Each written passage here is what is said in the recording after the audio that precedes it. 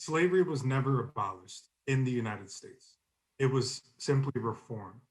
I spent 13 years in the fields picking cotton and chopping trees. And I spent time as a law library clerk, and I spent time as a commissary clerk, and I spent time as a kitchen clerk. And I made 27 years, I made, zero. The United States has an appetite for punishment and control, and that these cultural settings are a true manifestation of that. Yeah, these designs were literally originally created to break, the human spirit and serve as weapons of architecture. For women, it is just a constant struggle from the time you walk into the prison, from the clothing we're given to wear, from access to appropriate products. Soap, feminine hygiene products are just the tip of the iceberg. Exactly. It's been times where I haven't ate fresh fruit for like a years, So like good fruit comes in. It's like, oh snap, those apples is nice. And the next thing you know, people was taking apples and you see a fight break out about an apple. That's what prison basically reduces you to. The kitchens regularly ran out of ingredients.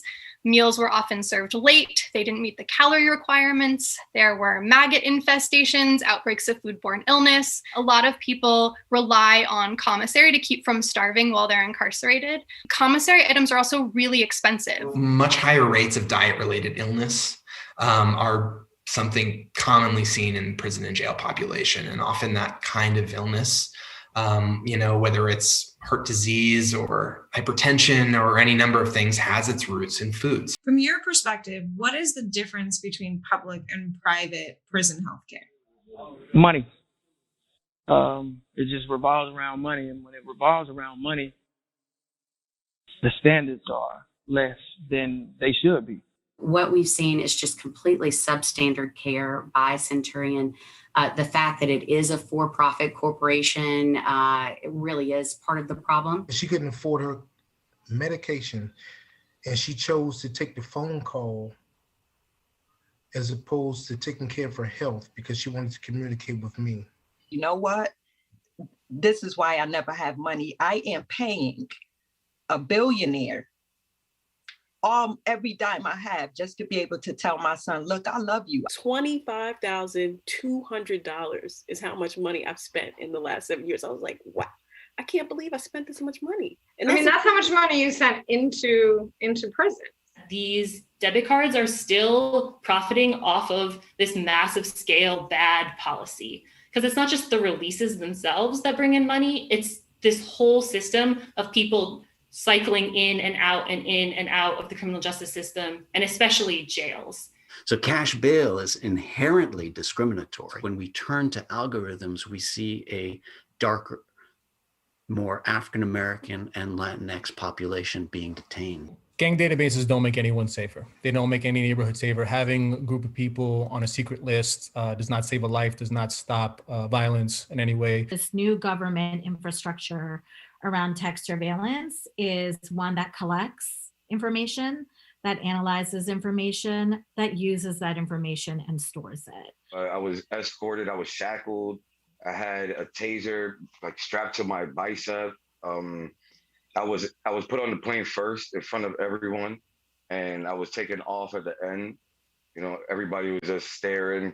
They were basically treated like cattle being put into these vans, and with very little consideration for the fact that these are humans. They're paid, by the mile, by the person that they can cram onto the van.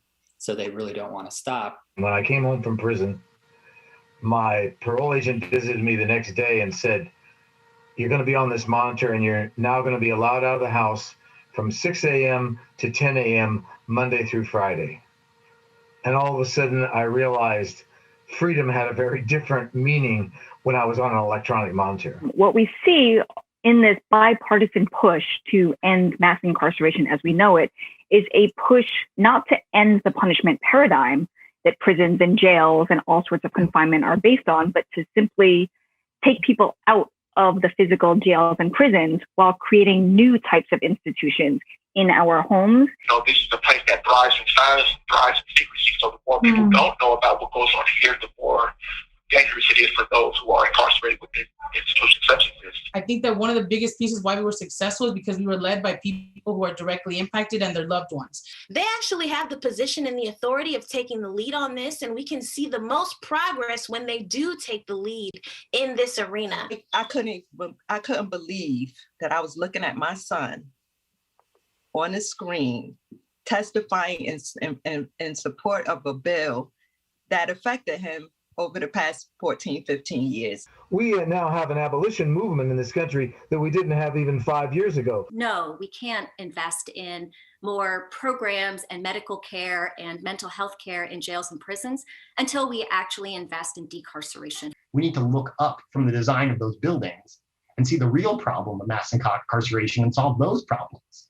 And that means changing our justice system and our broader society, not making nicer prisons. Like, look, we're not anti-construction. We're just saying you don't need to build thousands of new jail beds. How about build some alternative spaces for our communities? A distributed network of restorative justice centers and de-escalation centers rather than building police stations. These are spaces for survivors of violence. We're working on those right now. We've seen that even one customer raising their story can really make a difference in evoking a response from a company. We just won 2 big contract cuts. The Pennsylvania State Employees Retirement System halted a $150 million investment in Platinum Equity. All phone calls became free this last August.